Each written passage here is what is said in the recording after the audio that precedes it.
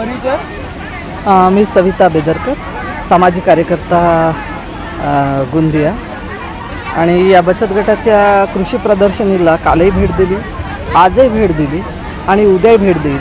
कारण ग्रामीण भागातील महिला या ठिकाणी येतात, आपल्या स्वतःच्या उत्पादित वस्तू ह्या ग्राहकापर्यंत पोहोचवतात.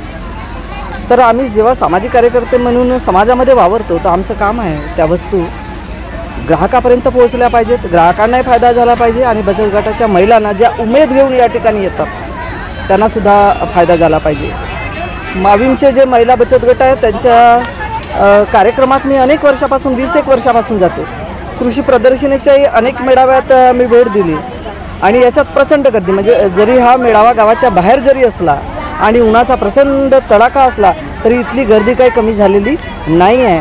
आणि लोक आवडीनं, शहरातले लोक ह्या अशा वस्तू फार आवडीनं घेतात, साठवणूक करतात. मी कशाला काल उडदाची डाळ 10 किलो या ठिकाणावरून घेतली, पापड आहेत, तिखट आहे, हळद आहे आणि कुठं काय मिळतात सगळ्याचे नंबर घेतली. म्हणजे मला जेव्हा जेव्हा किंवा माझ्यासारख्यांना अनेकांना जेव्हा जेव्हा ही गरज भासेल त्यापर्यंत त्या वस्तू मला देता आल्या पाहिजेत, पोहोचवता आल्या पाहिजेत आणि त्यांच्याही दालनात 2 पैसे मिळाले पाहिजेत आणि आपल्या ग्राहकांना, आपल्याही लोकांना एक सेवा मिळाली पाहिजे. ह्या हेतूनं या बचत गटाच्या मेळाव्यामध्ये मी आलेली आहे.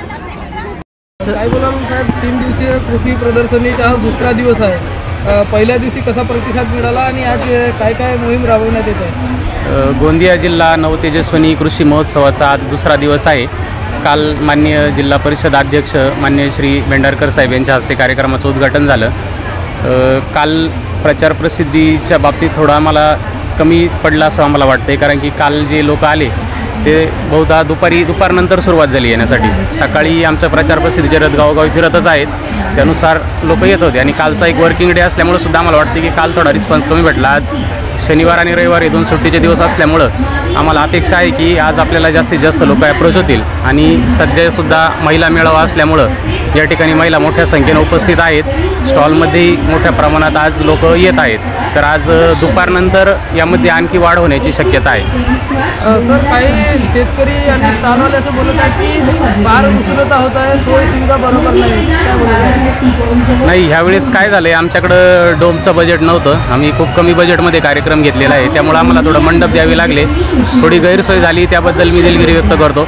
परंतु कार्यक्रम घेणंही सुद्धा आपल्याला तेवढंच महत्त्वाचं होतं, कारण की हे नवनवीन तंत्रज्ञान आपल्याला शेतकऱ्यांपर्यंत पोहोचवायचं आहे. विविध बचत गटांचे या ठिकाणी विक्रीचे स्टॉल आहेत. सोयीसुविधा कुणाच्या काही असतील अडचणीत आम्ही ते पर्सनली जाऊन त्यांच्या सोडवतो.